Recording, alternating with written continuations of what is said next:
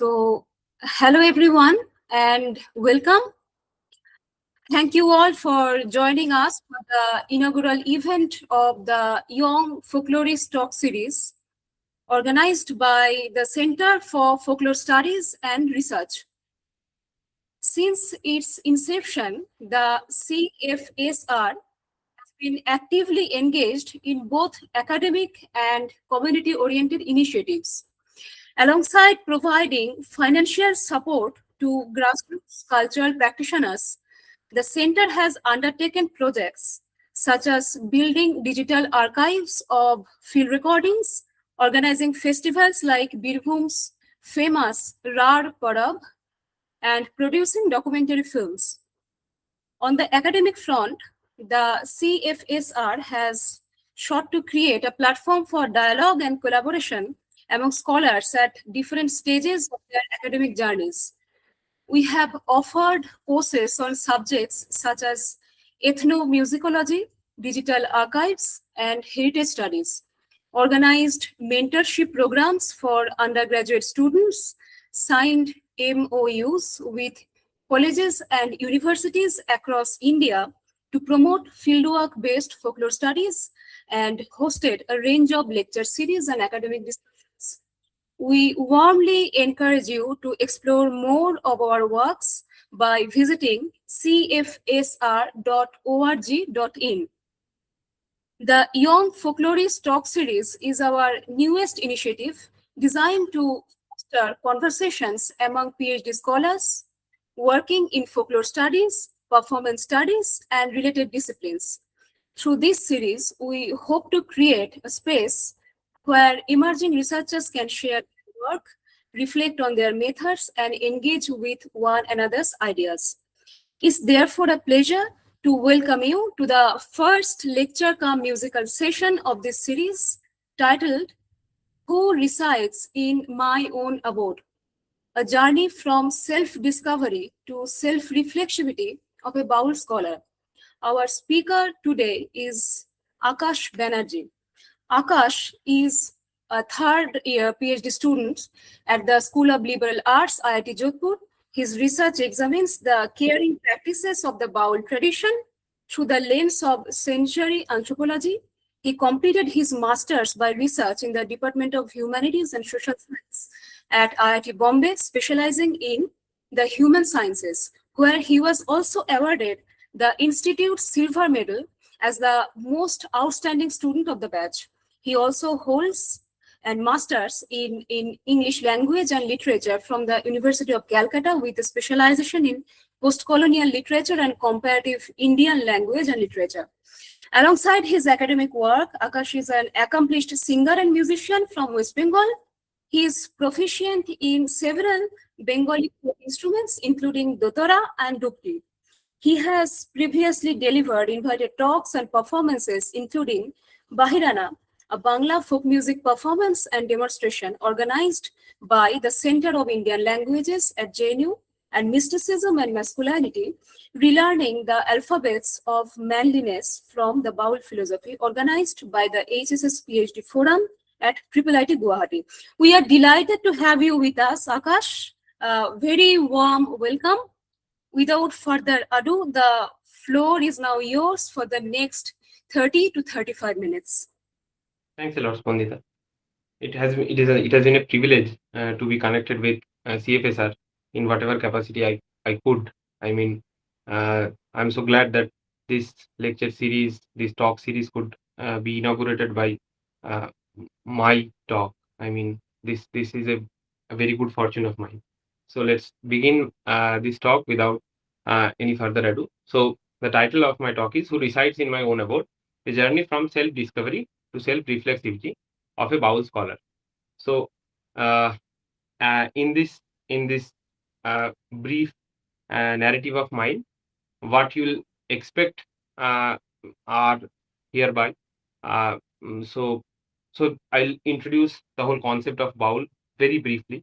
So primarily my motive will be narrating my own journey from a musician, an enthusiast, a theater artist, to that of a scholar, and how did that come to be, and what that dual or multiple identities ensue in terms of scholarly work and artistic work in the field. A brief introduction to Baul, my encounter with Baul, a brief overview of my research, and my positionalities in the field. Baul, or and scholar. So finally, what I'll be posing in this talk of mine is, apart from my own reflections and enumerating the pros and cons that these dual identities or multiple identities uh, uh, in the field, in a scholarly field of the Baul studies. However, what I'll be posing is, can we, as artists or enthusiasts or musicians, can we take our musical repertoire in the field and turn it into an extension of the ethnographic method? So this will be something that I'll be posing as my argument in this talk. So let's begin. So let me come to a working definition of Baul, which will follow in throughout this talk. I'll not really delve into the conceptual categories of Baul, rather than just gloss over whatever we know till now in the literature. So the term Baul originates from an adjective meaning mad. It first appeared in medieval texts like Sri Krishna Vijay by Maladhar Bosu, and later in accounts of Lord Chaitanya's life in Chaitanya Charitamrita. Here it referred to divine madness or spiritual intoxication, suggesting its etymological link to Sanskrit words like vatula, or maddened by wind, or vyakula, or confused. Scholars have also found similarity between the word Baul and the Arabic word Aulia, or the Buddhist Vajrayana term Bajjil or Bajjul, which points to its origin as a blend of Shahajana Buddhism, Vaishnava ecstatic devotion, and Sufism. It testifies to Baul's eclectic origin that goes back to multiple esoteric and exoteric, yogic and religious traditions of India. However, Baul has now come to define the spiritual and musical practitioners belonging to a constellation of heterogeneous and guru-centric or Gurubadi communities of West Bengal and Bangladesh. They are both united and differentiated by their everyday community practices, oral and performative practices, as well as their body-centric practices.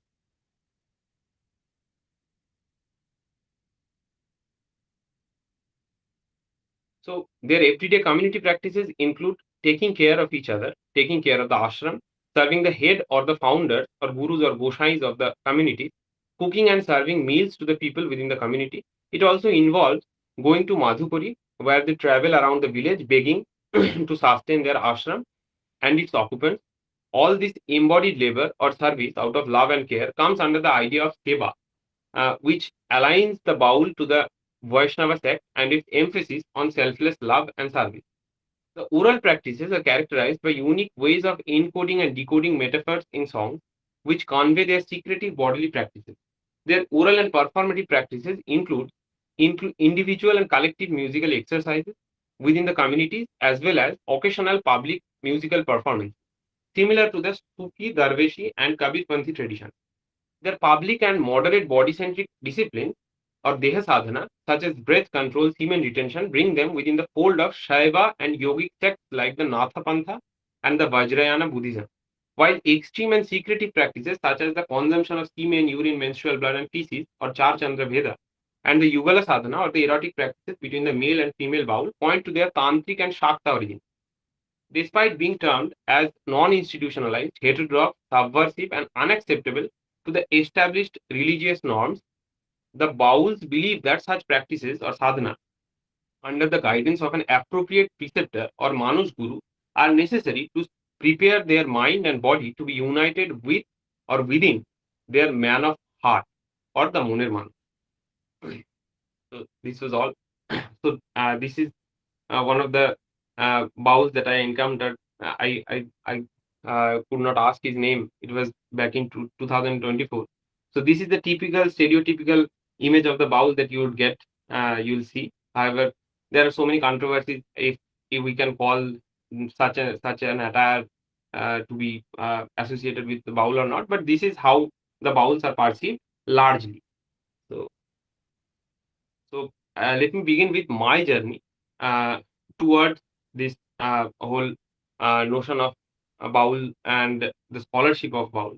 So I initially began my journey as a musician and theater artist after I completed my higher secondary in 2016. Then I started learning Dotara for the purpose of my theater performances. And while learning Dotara, the only avenue of listening to Dotara were the Baul songs actually. And so that's how I got acquainted with the Bauls, apart from my childhood exposure, because am from Bankura, and there have been a very vibrant traditions of Baul and folk music in and around my village and the vicinity. So, however, apart from that, I consciously came to touch with Baul and Baul music through my theater and theater exposure. And while I was making music and making the background music and singing for my theater group, I got acquainted with the whole Baul music. So from the music, I gradually got to know a number of musical practitioners as well as some of the spiritual and religious practitioners. From there, after I completed my masters in 2021, I I had a lot of time during the lockdown, and then I got to know the practices a bit more closely up front and personally. So then I started getting inquisitive about the whole spiritual ideal. So then it was more of a transcendental humanism for me, like the whole idea of Moner Manush and the Baul humanism transcending all of the religious and communal, casteist, and all of such statist and classic and class-based hierarchies and discrimination. So that was my way into the whole Baul spiritual domain. And gradually, while I got admitted, I started my second master's in IIT Bombay. I started to get acquainted with some of the practitioners in a very, community based, very regularly, and I started participating in some of the community activities, like meditating with several people while in online sessions. And that's how the whole practices, the bodily yogic practices, some of the very few yogic and meditative practices, as well as some of the very few uh, uh, uh, somatic as well as musical and vocal practices I started doing while I was doing my second master's in IIT Bombay.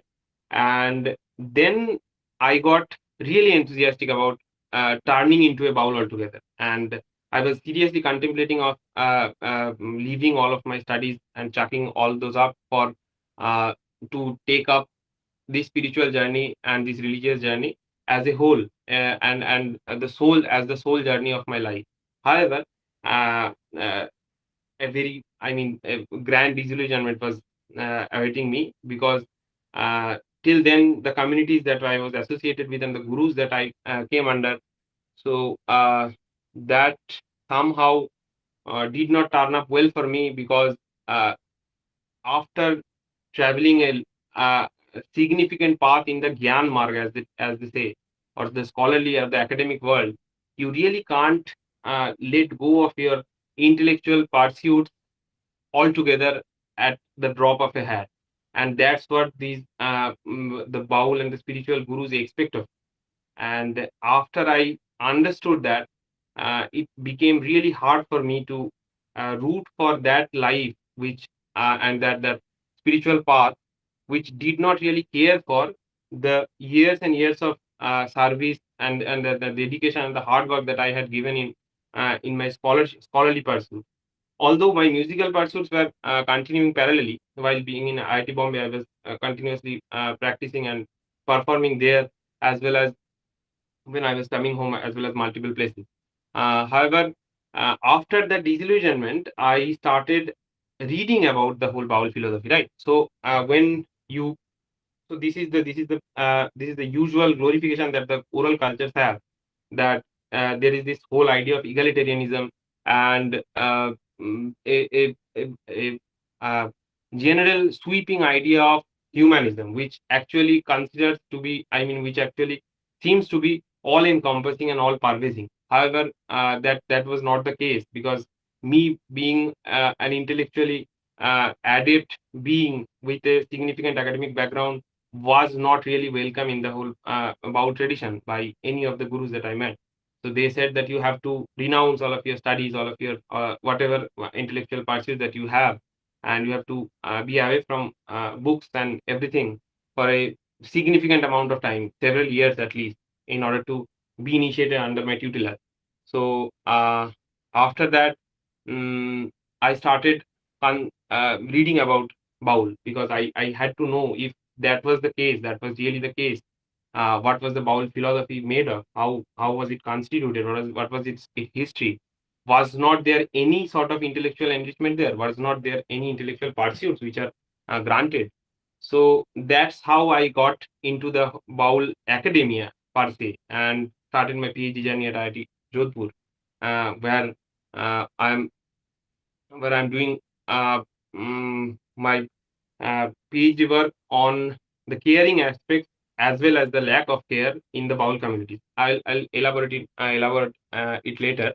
So from this whole dilemma of mine, the title arose, and so I'll just come to a song by Lalon Shai, which actually enumerates this dilemma of mine. So this was the first Baul song that I had learned, very astonishingly, because this is not a very popular song altogether.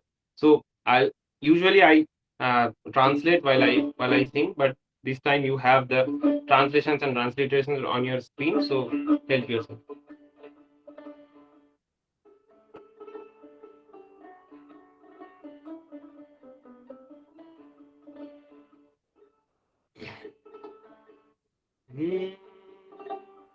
জন্ম করিয়া একদিন না একদিন না আমি দেখলাম তারে আমার ঘরখানায় কে বিরাজ করে আমার ঘরখানায় কে করে বিরাজ করে জন্ম ভরিয়া একদিন না জন্ম ভরিয়া একদিন না একদিন না আমি পাইলাম তারে আমার ঘরখানায় কে বিরাজ করে আমার ঘরখানায় কে করে বিরাজ করে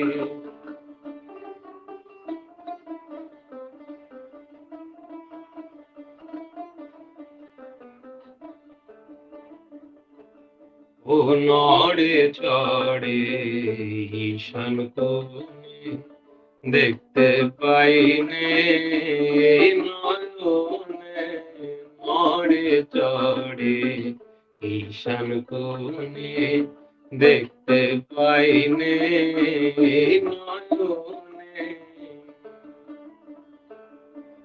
হাতের কাছে যা ভবেরও হাট বাজার হাতের কাছে যা ভবেরও হাট বাজার ধরতে গেলে হাতে পাইনে তারে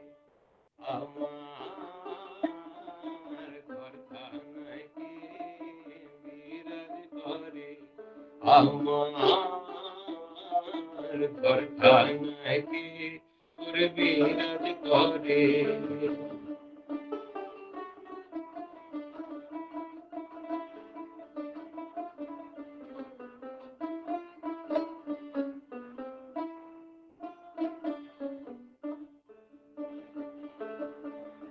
আপন ঘরের খবর হয় না বাঞ্ছা করি পরকে চেনা আর আপন ঘরের খবর হয় না বাঞ্ছা করি পরকে চেনা লালন বলে বলতে পরমেশ্বর লালন বলে বলতে পরমেশ্বর সেই কি রূপ আমি কি রূপে আমার ঘরখানায় কে বিরাজ করে আমার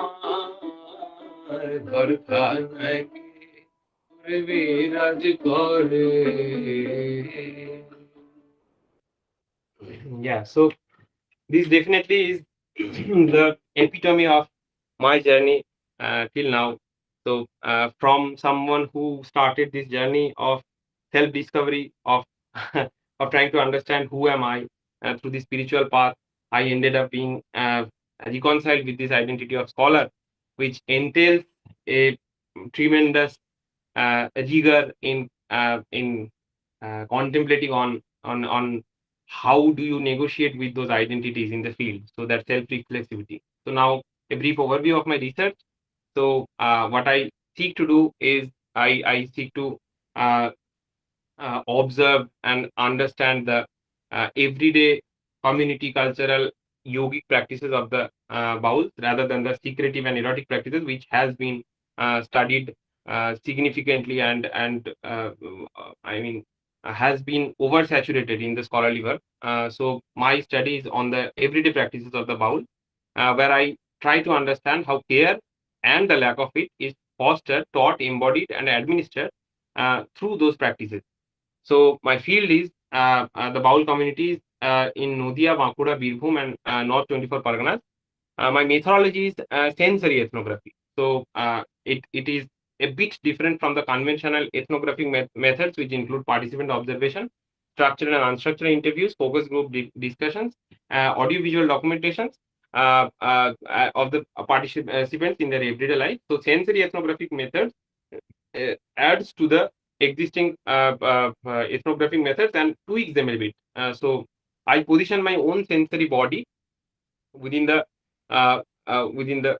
domain of the field and to document the participants' experiences in tandem with my own. By singing, sensing, and practicing alongside them, I seek to actively embody their everyday performance in the lived realities.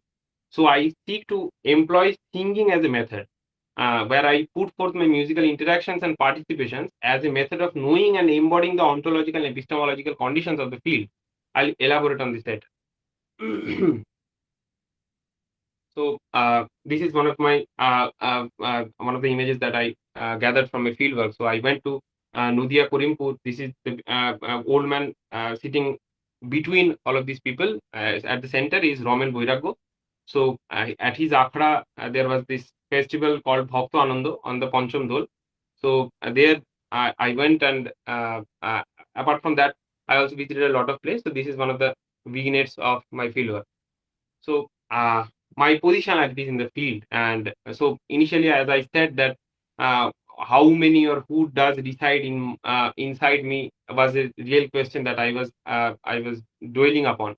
However, after coming to the academia and going to my field, I could really see what are the identities that I carry while I visit the field.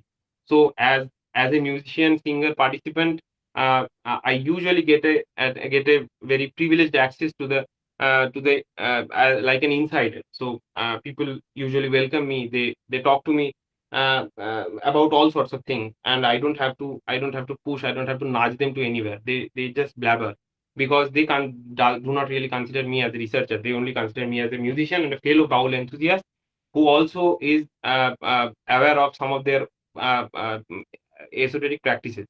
So that makes me a bit of an insider. While as soon as I disclose my scholarly identities and I bring the pen and paper out, I get pushed into the peripheries of the field, and people start behaving very awkwardly.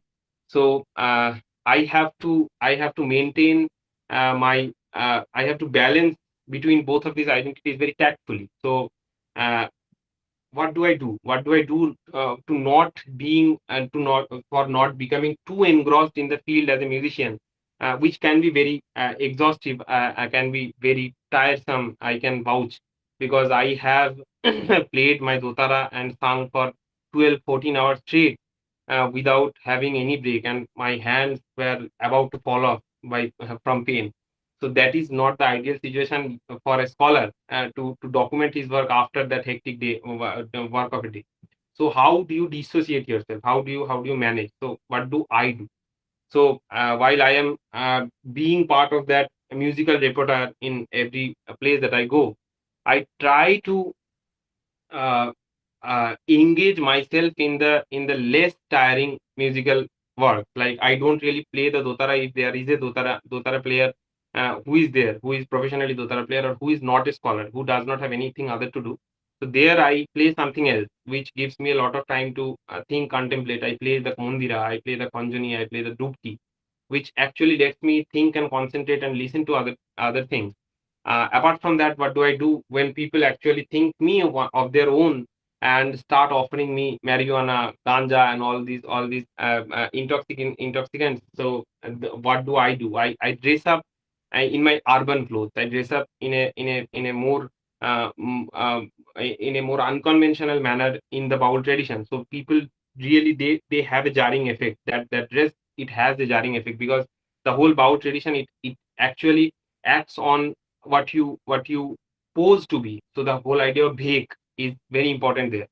So usually I keep the beard, and I look like one of their own.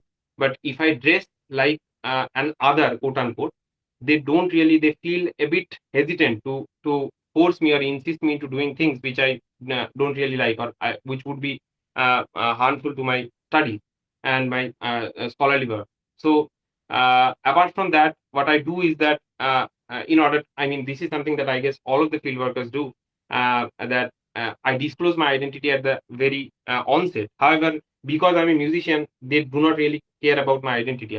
Even after I disclose my identity, they consider me as a singer and a dotara player. So these are the ways that I draw my boundaries in my extent of participation in their everyday activities, and still remain critical of them, and try to get some time to document my experiences as well as those of others. So uh, this is an example of, I mean, myself playing dotara with one of the Baul practitioners, musicians. So this is me playing dotara and one of my friend playing mundira.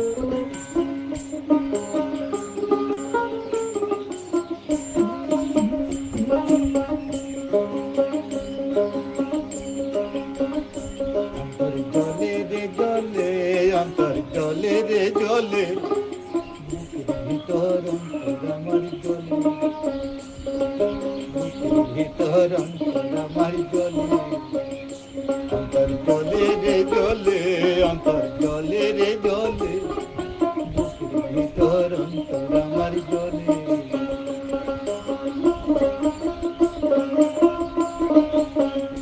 যখন তুমি আমার কেউ লাগো না, যখন তুমি আমার কেউ লাগো না, ওই পাড়া পড়শি বলে রে, তখন আর বেশি বেশি জলে, অন্তর জলে রে জলে, অন্তর জলে রে জলে, বুকের ভিতর অন্তর আমার জলে, অন্তর জলে রে জলে, অন্তর জলে রে জলে, বুকের ভিতর অন্তর আমার জলে।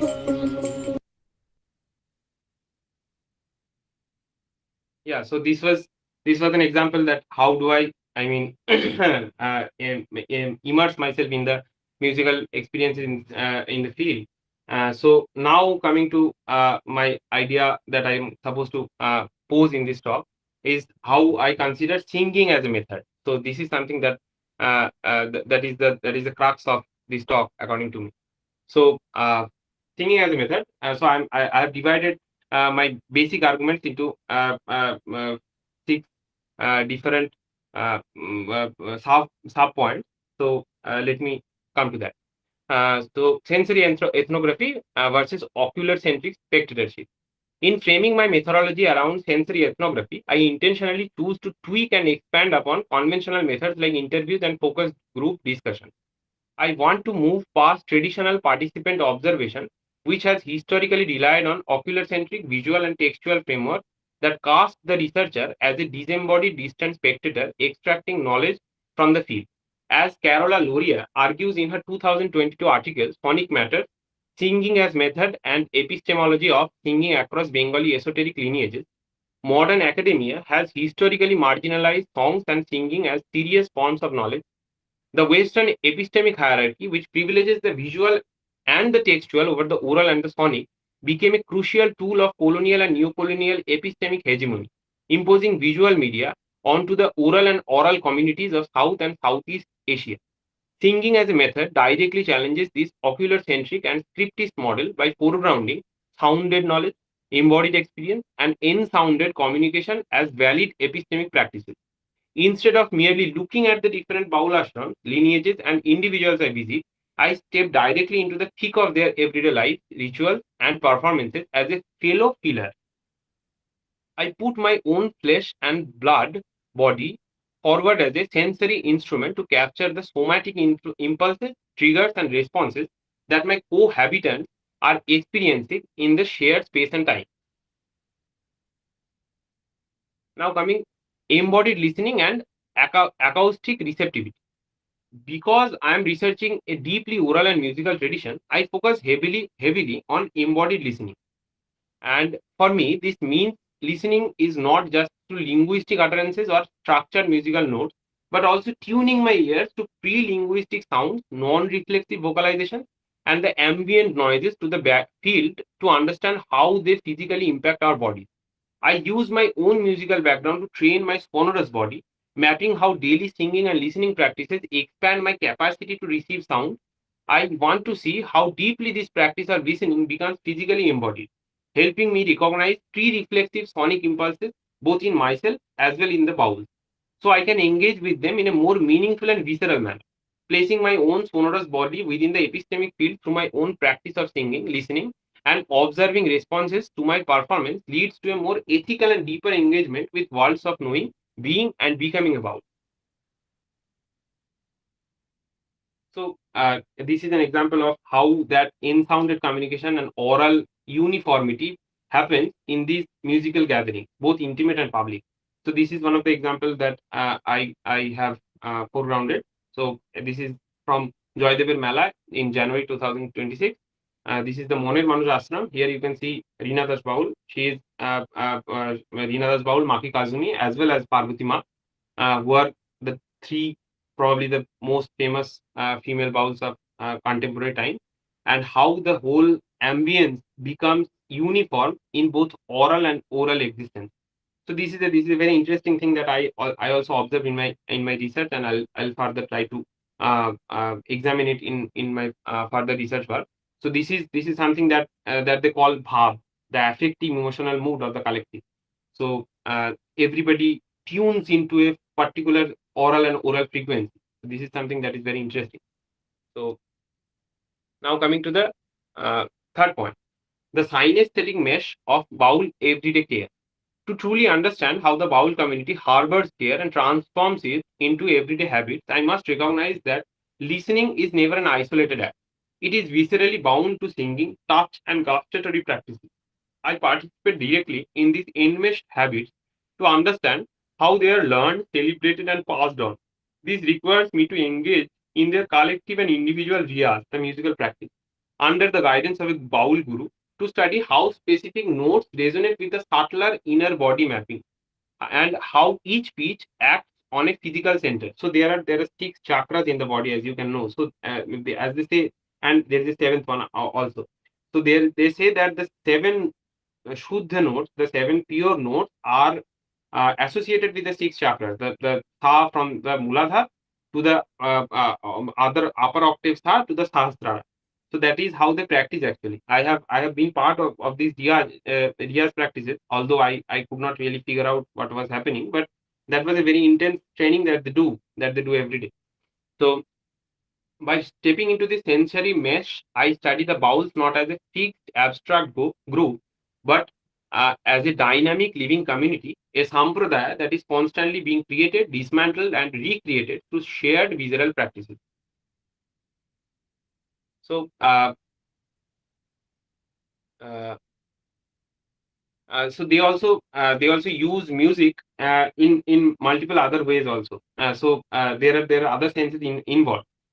Even when they go to Madhupuri and while they visit a household, they try to sing and chant in order to purify their ambience, purify the physical reality. So there is this interesting subtle and gross transaction going at the same time. So they are contributing something very subtle. They are singing in order to purify the surroundings, while in return they are receiving food or material alms as gratitude.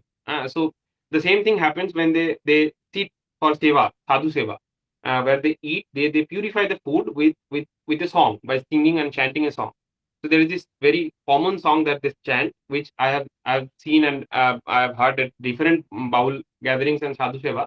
This is one of them. So this is from Boragor Radhakrishna Baul Sevashram in Khatara, Bakura. This is a very rural place. So this is the song that they often sing before eating to purify the food.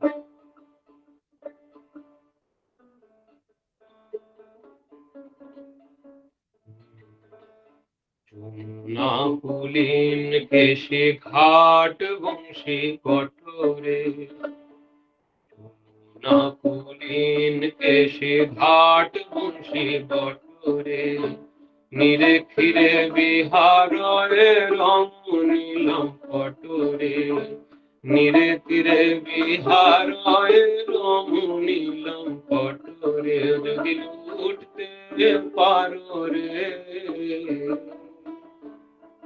যদি ডুবতে পারো রে,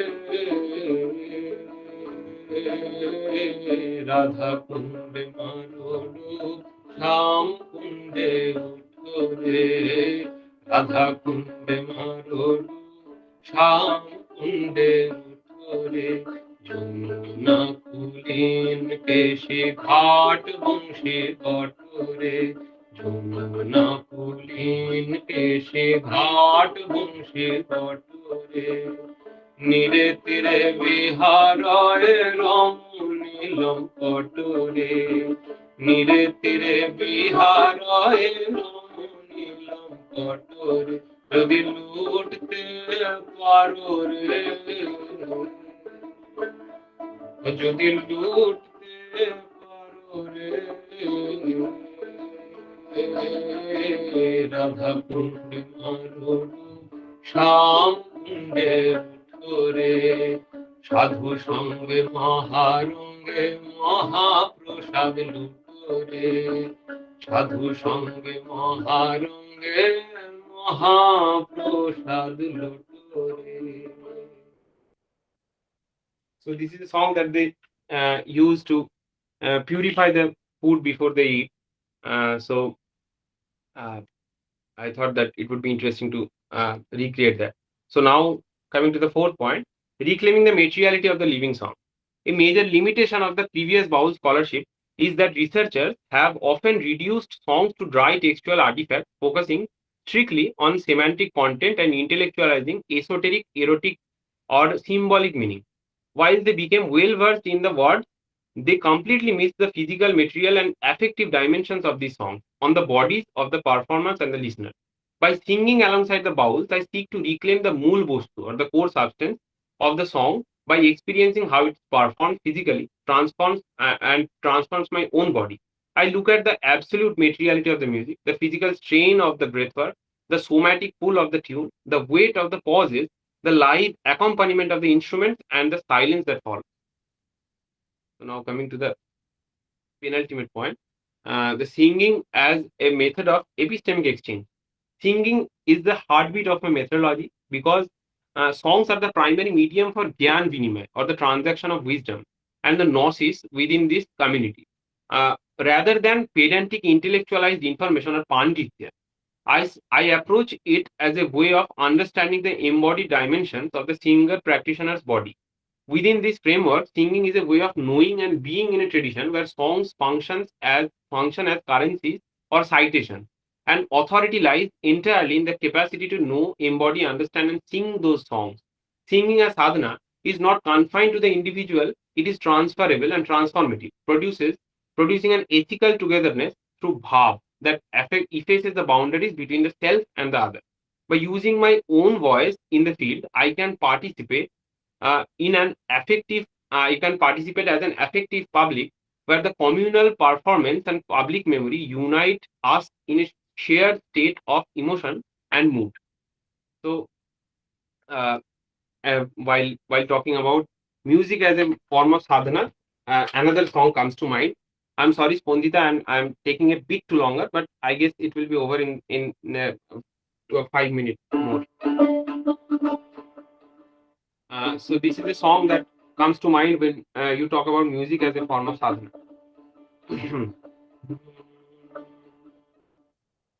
গানে সর্ব শ্রেষ্ঠ সাধনা কোন সাধনা গানে সর্ব শ্রেষ্ঠ সাধনা গানে লাগে না ফুল চন্দন তন্ত্র মন্ত্র রাগে না গানে সর্ব শ্রেষ্ঠ সাধনা মন সাধনা গানে সর্ব শ্রেষ্ঠ সাধনা. So the song is a quite long one, but I'll not be going into the thick of it. This is my final point that I'll be coming to. So co-performance and shared somatic dialogue. In practice, singing as a method opens door to spontaneous peer-to-peer technical and emotional dialogues that an embodied researcher could never access. For example, I play and sing with my participants. I can have real unforced conversations about the frequent use of komolni, so the flat seven, in their song. The physical difficulty of reaching the upper octave on a 4 or 5 string dotara, or the practical need to add another string to the instrument to resolve this. Sharing these technical realities and observing how certain melodic passages spontaneously trigger deep emotional reactions allow me to co-produce knowledge in real time. So I actually exchange these information with, I try to participate in conversations. Well, there is a song called Amar Har Kala Korlam Re. So there is this particular unique passage, unique word, which while I sing, it makes me cry every time. So this is something that I have communicated to multiple other bowls, and they have expressed having similar experiences in that song or multiple other songs. So from there we have some deep engaging conversations, which is impossible for someone, a non-singer scholar, to have. So this is how I pose singing as a method to be one of the indispensable components of my research, and probably that can help other musicians and musical enthusiasts who take up such studies of musical communities.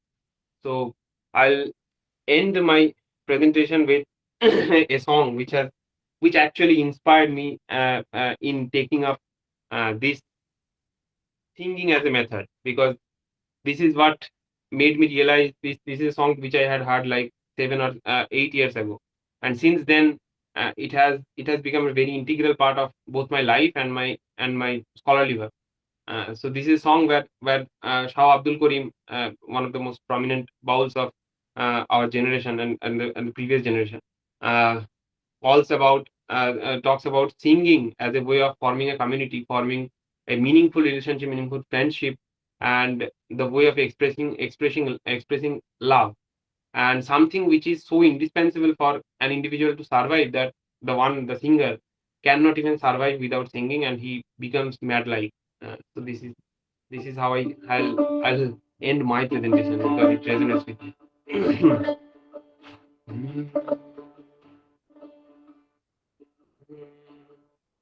গান গায় আমার মন রে বোঝায়, মন থাকে পাগল পাড়ায়।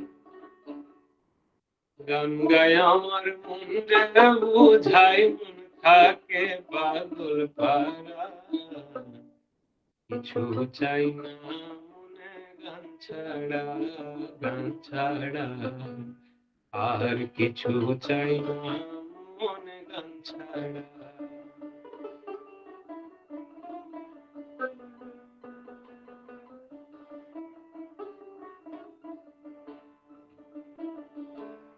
গান গায় আমার মন রে বুঝাই মন থাকে পাগল পারা গান গাই আমার মন রে বুঝাই মন থাকে পাগল পারা কিছু চাই না মনে গান ছাড়া আর কিছু চাই না মনে গান ছাড়া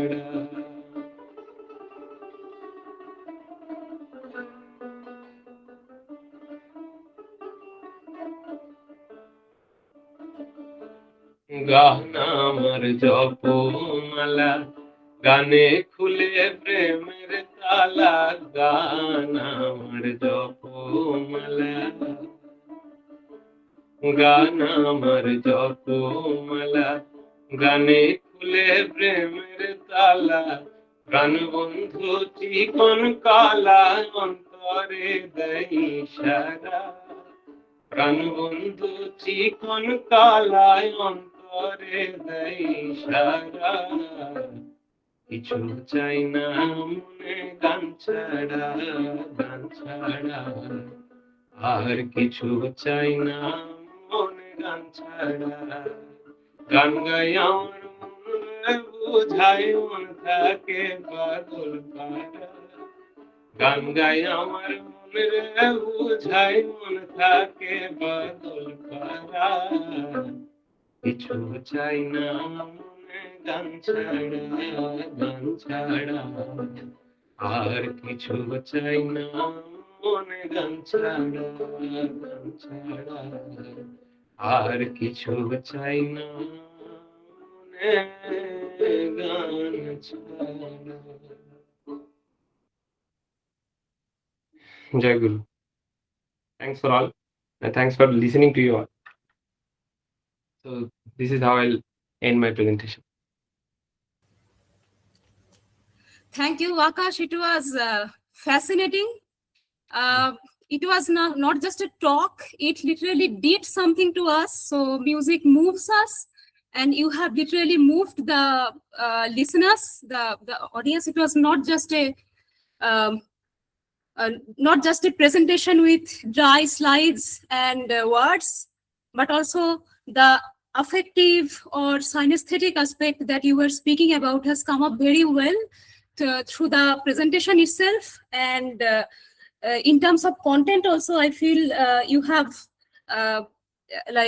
posited your reflections in the broad debates of musicology and anthropological discussions as well. So I think it has balanced the academic and meditative aspects very well. So I'm sure there will be a lot of questions. So I will open the floor. Please raise your hands and ask your questions. Thank you.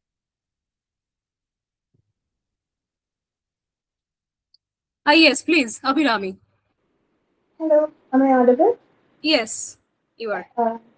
Mr. Akash, thank you so much for the presentation.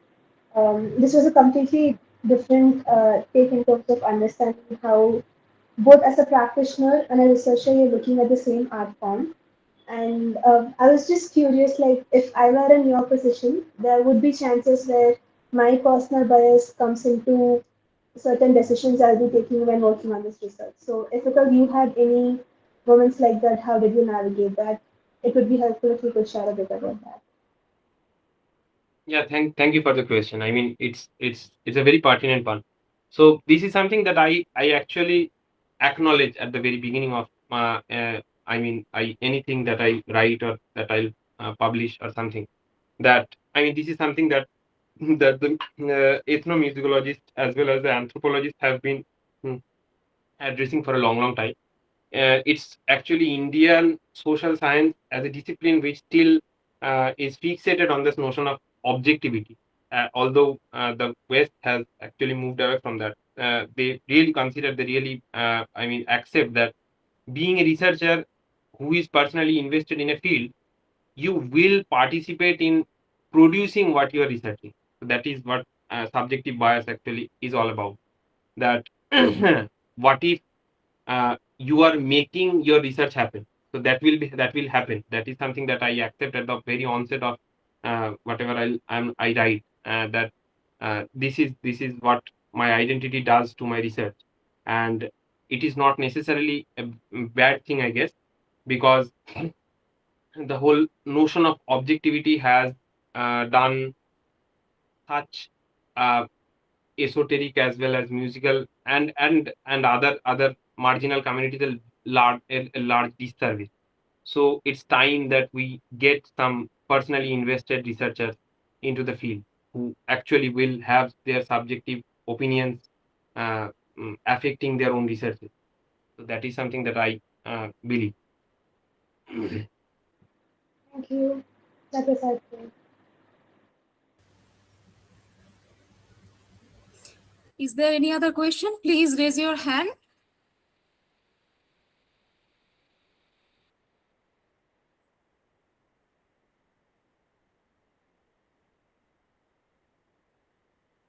Okay, I think I will utilize this space to insert my own thoughts. In the course of your presentation, you said somewhere that like dry words cannot do what music can do, and that's why singing as a method that you have like spoken about. I was wondering like whether because the academia is very much logocentric in a way, it's revolves around words and written documents and all of it, whether we can write in a certain way that becomes affective, like whether words can also be affective in the same way that music is. Like, can we because we are PhD scholars, and at the end of the journey, like we are supposed to submit something that perhaps nobody will read, but then we are supposed to write something. So how can word perform in the academia? That's number one. And number two will be, you spoke of the distinction between academic space and the Baul worlds, because the academia is a very, like, bureaucratic and in fact capitalistic, if I want to add it. So it's a very that kind of space, whereas the Baul philosophy offers something that is very different. So this is the distinction. But as you also know, like, Baul world is also becoming slowly capitalized. Like, I mean, it's the economy is changing slowly, and many scholars, like who some of them are here also, like are working in this topic, right? It's a very important aspect. So how do you think, like, this distinction between academia and Baul worlds remain till date, and what can we do to actually develop an ethics of care? What is your thought in it? Yeah, thank you for the question. Both are very, important in terms of my research also, because for the very first question is something that all of us are grappling with, I guess. From Carola, who is actually my academic guru, if I can say, she has tried to do a lot of things with her writing, while writing about music, about sound, about sonic communities. And what she does is that she uses those hyperlinks, right? She uses in each of her pages, in each of her chapters, she gives some QR codes where you can scan, and it will play some music.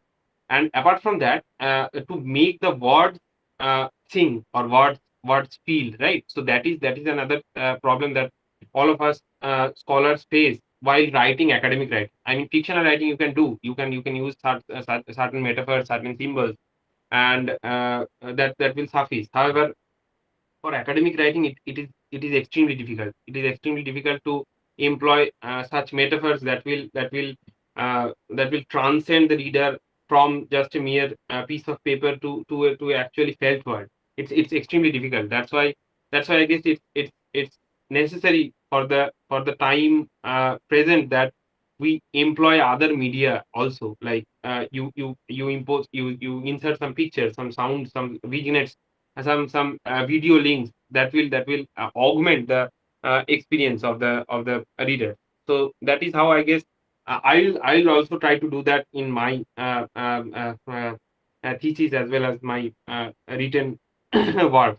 So that is something that I am going to deal with, and that is the way that I'm going to deal with. And for the second question, actually, I have seen. So that is why in my slide also I've written that I look at not only how Baul harbors, care, and administers it, and as well as embodies it and perpetuates it, but also how does it do something that is entirely opposite, like the lack of care, the uncare, because that is also very fraught in the Baul communities, like every mainstream and corporate as well as capitalistic society.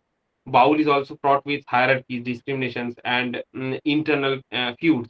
So those are the things that we need to consider, with the changing economies, with the changing means of production, as the Bauls are being equipped with globalized means of highlighting their both their talents, their creative work, as well as their limited resources and opinions, and so that is reaching a particular collective of audience who consider that to be the ideal notion of the bound. So that reduction, the dilution of the whole culture is at risk now. However, I think that it is a double-edged sword, because as some bowls are somehow misrepresenting the culture. However, the modern folklorist idea of culture is actually something that cannot be misrepresented. So every representation is an authentic representation. So this is a post structural interpretation. But still, if there is this risk of misrepresentation at the hands of the Baul, because they have now capitalistic means without having an ethics for that, ethics of employing that in a meaningful manner. There is also the other way around, where actually the authentic practitioners and those upholding the culture, they are also making the use of those same media, those same platforms, and they are highlighting their own notions and their own practices also.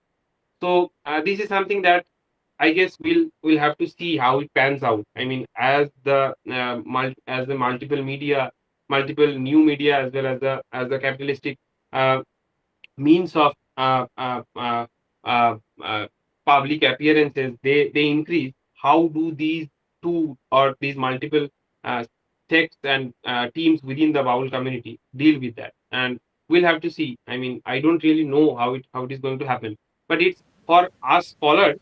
I guess what we can do is that uh, we can engage with the field in a more, I mean, meaningful manner, so that our knowledge production that we do uh, captures both the ends.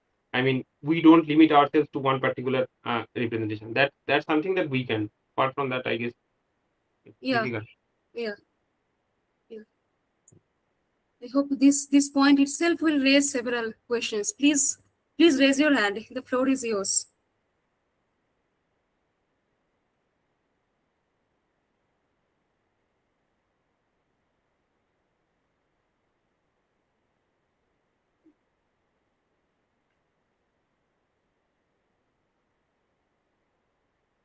I guess people are still in the effect of the music, as you have Yeah, said.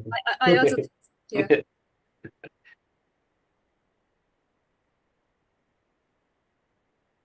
All right. If there is no other question, we can wrap up the session maybe. Okay. Okay. So thank you very much, Akash, for this fascinating talk and for inaugurating our Young Folklorist Talk Series so beautifully, with so much music and thoughts and intellectual inputs as well. And we look forward to having you in the future as well. And we also want to bring scholars from different other parts of India. And I thank the audience for being with us throughout the lecture. It has been wonderful to have you with us, and thank you. And please keep monitoring the CFSR website, cfsr.org.in, to remain updated about the activities that are happening throughout the year. And I think that will enable a more productive academic as well as affective engagement. Thank you. Thank you very much. Thank you. Thanks a lot.